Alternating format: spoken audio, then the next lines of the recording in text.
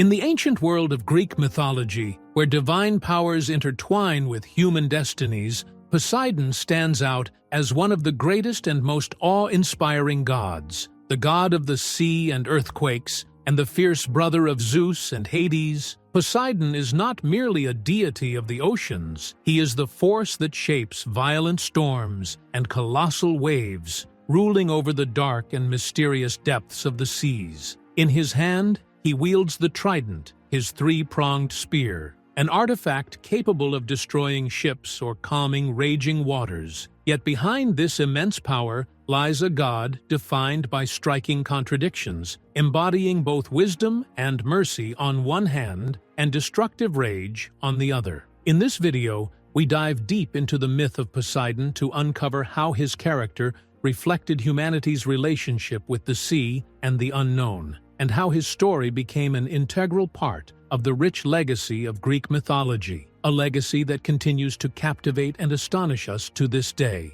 To learn more details, follow us until the end, and don't forget to support us by liking the video and subscribing to the channel so you never miss any new content.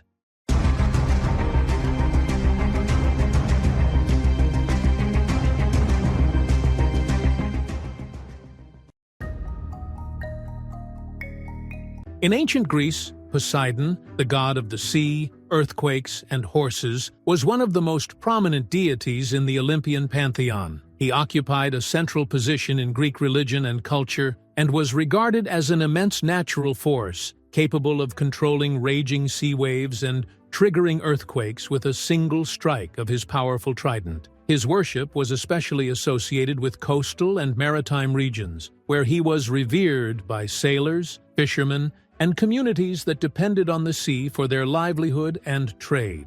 The history of Poseidon's worship reflects the deep relationship between the Greeks and the Aegean Sea, which was both a source of sustenance and a constant challenge. The origins of Poseidon's worship date back to the Mycenaean period, approximately 1600 to 1100 BCE, where his name appears in Linear B tablets as one of the major gods. During that era, he was known as Poseidon, a name that points to his role as a deity of natural forces. As Greek religion evolved in later periods, Poseidon became one of the three great Olympian gods, alongside Zeus and Hades. Dominion over the world was divided among them. The sky was granted to Zeus, the underworld to Hades, and the sea to Poseidon. This division strengthened his status as a god who ruled over a vital element of Greek life, especially given their heavy reliance on seafaring and maritime trade across the Mediterranean. The worship of Poseidon was also closely tied to myths that reinforced his position in Greek culture. Among the most famous of these myths are the stories of his encounters with heroes such as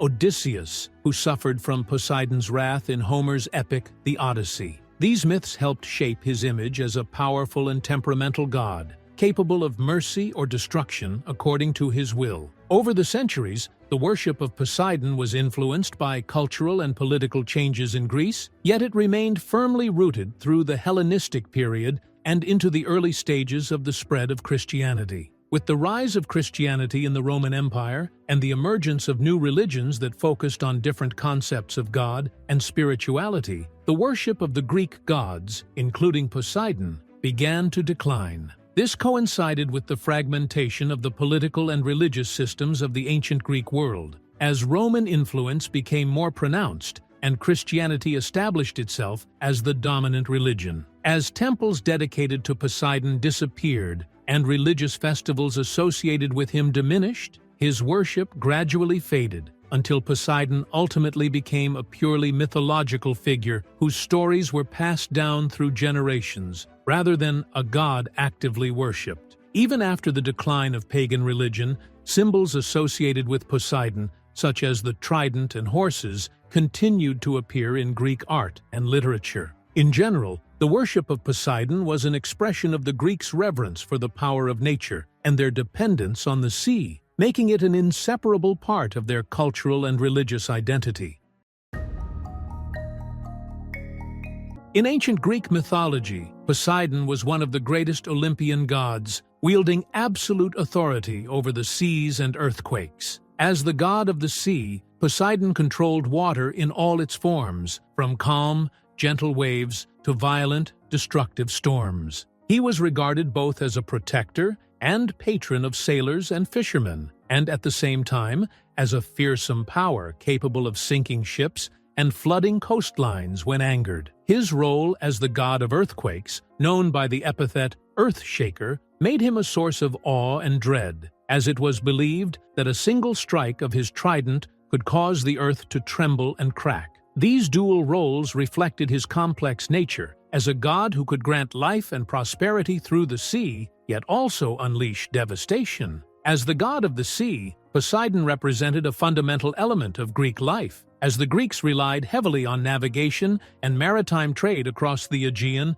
and Mediterranean seas. Sailors prayed to him before setting sail, seeking his protection from storms and fierce winds. In myth, Poseidon often appeared as a temperamental force, capable of aiding heroes or punishing them. For example, in Homer's epic The Odyssey, Poseidon displays his anger toward Odysseus for blinding his son Polyphemus, sending violent storms to hinder his journey. This aspect of his character reinforced the belief that the sea was an unpredictable realm, subject solely to Poseidon's will. He was also associated with the creation of springs and fresh waters, as seen in the myth of his contest with Athena for patronage over the city of Athens, in which he produced a saltwater spring as a symbol of his maritime power. As the god of earthquakes, Poseidon was worshipped in regions prone to seismic activity, such as mainland Greece and the islands of the Aegean Sea. The Greeks viewed earthquakes as manifestations of his anger or divine will, which made him both feared and revered. His trident, the symbol of his power, was believed to be capable of shaking the earth and splitting it open, linking his authority over both sea and land. This role gave him widespread influence, as he was worshipped not only by sailors, but also by communities seeking protection from natural disasters. In some myths, he was credited with the creation of islands,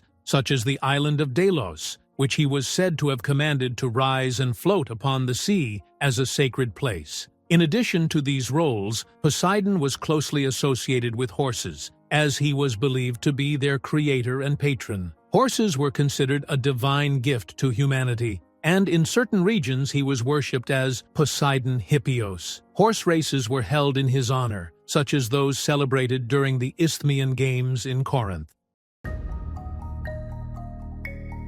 The Temple of Poseidon is located at Cape Sunion, the rocky promontory overlooking the Aegean Sea in southeastern Attica, and stands as one of the most significant religious and architectural landmarks of ancient Greece. The temple was built around 440 BCE during Athens' Golden Age, a period marked by remarkable artistic and architectural flourishing under the leadership of Pericles. Dedicated to Poseidon, the god of the sea and earthquakes, the temple is a magnificent example of the austere yet majestic Doric order. Its position atop a cliff rising approximately 60 meters above the sea made it a powerful symbol of dominion over the natural elements and a sacred destination for sailors praying for safe voyages. Architecturally, the temple follows the traditional Doric temple design, consisting of a rectangular structure surrounded by 34 columns constructed from local white marble, quarried at Agrigenta. The design is characterized by harmony and balance, featuring a portico of 6 columns on the facade and 13 columns along each side. Notably,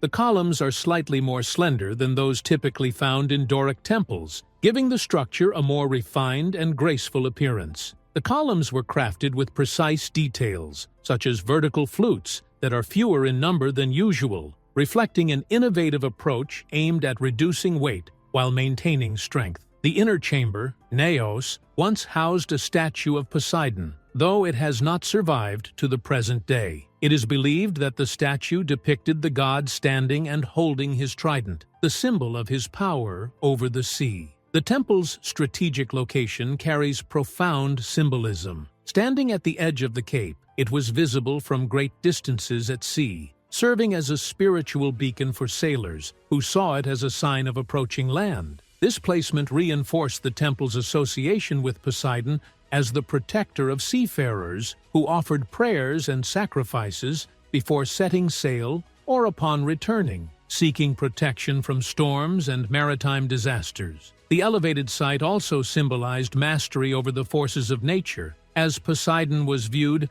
as a god capable of calming the sea or unleashing devastating earthquakes. The panoramic view of the Aegean Sea, especially at sunset, enhanced the site's spiritual atmosphere, making it a center for worship and contemplation. The symbolism associated with the temple extends beyond its location to its architectural elements. The pure white marble reflects ideals of purity and strength, while the Doric design symbolizes stability and order in contrast to the chaos of the sea. The standing columns, seemingly defying winds and storms, embody Poseidon's own power, while the temple's orientation toward the sea is believed to have strengthened the spiritual connection between the god and his element. There are also mythological associations tied to the site. According to legend, Cape Sunion was the place from which King Aegeus leapt into the sea when he believed his son Theseus had perished, giving the Aegean Sea its name. This myth further deepened the site's connection to Poseidon as a god who governs human fate upon the sea. At Cape Sunion, the rocky promontory overlooking the Aegean Sea in southeastern Attica, maritime festivals and celebrations dedicated to Poseidon reflected the profound relationship between the ancient Greeks and the sea. This site, crowned by the majestic Temple of Poseidon, served as a religious and cultural center that attracted sailors, fishermen, and coastal communities who gathered to perform rituals and celebrations intended to appease the god and secure his protection. These festivities were closely linked to safe navigation, successful fishing, and the calming of the volatile natural forces believed to be under Poseidon's control. The celebrations at Cape Sunion largely revolved around offerings appropriate to Poseidon's nature as the god of the sea. Sailors presented votive gifts, such as miniature ship models or maritime tools, and at times animals, such as bulls or sheep, were sacrificed, with some offerings even being cast directly into the sea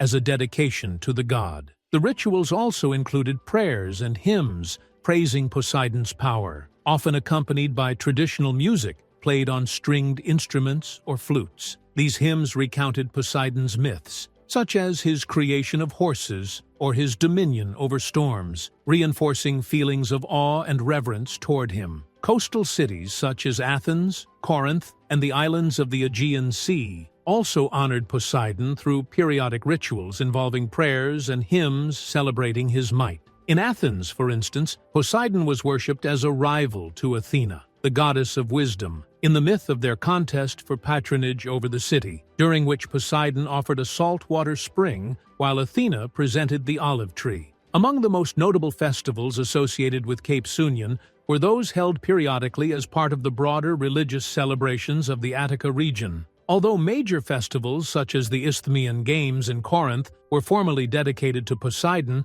Cape Sunion hosted more localized gatherings with a distinctly maritime character. These occasions brought together coastal communities, with sailors and merchants participating in processions that made their way to the temple, carrying offerings and gifts. Small boat races were also organized in the nearby waters, symbolizing the skill of sailors under Poseidon's patronage. These races were not merely entertainment, but expressions of faith in the god's protection, as victory was seen as a sign of his favor. The festivals also had a strong social dimension, uniting people from different social classes, from ordinary sailors to Athenian nobles, in an atmosphere of shared spiritual devotion. The accompanying feasts featured fish and seafood, reflecting the sea's role as a vital source of sustenance. At times, theatrical performances or epic poetry recitations were staged, recounting the maritime adventures of heroes such as Odysseus and his struggle against Poseidon's wrath, thereby linking the celebrations to the broader heritage of Greek mythology. These celebrations were influenced by seasonal cycles, often taking place at specific times of the year, such as the beginning of the sailing season in spring or its end in autumn, when sailors sought Poseidon's blessing before long voyages or gave thanks upon returning safely. The festivals were also shaped by natural conditions, as storms or unusual calm at sea were interpreted as signs from Poseidon, prompting priests to organize additional rituals to appease him. The role of priests at Cape Saunion was central, as they led prayers and interpreted natural signs, such as the movement of the waves or the behavior of seabirds, as indications of the god's will. The worship of Poseidon at Cape Saunion was not merely a religious practice, but a living expression of the ancient Greeks' deep connection to the sea, as both a source of livelihood and a constant challenge. Even today, the ruins of the temple stand as a testament to this enduring heritage, rising as a powerful symbol of divine strength and the close relationship between humanity and the sea in ancient Greek culture, inspiring visitors with its beauty and rich historical legacy. With this, we come to the end of our discussion. Don't forget to subscribe to the channel and activate the notification bell, and we look forward to seeing you in a new documentary.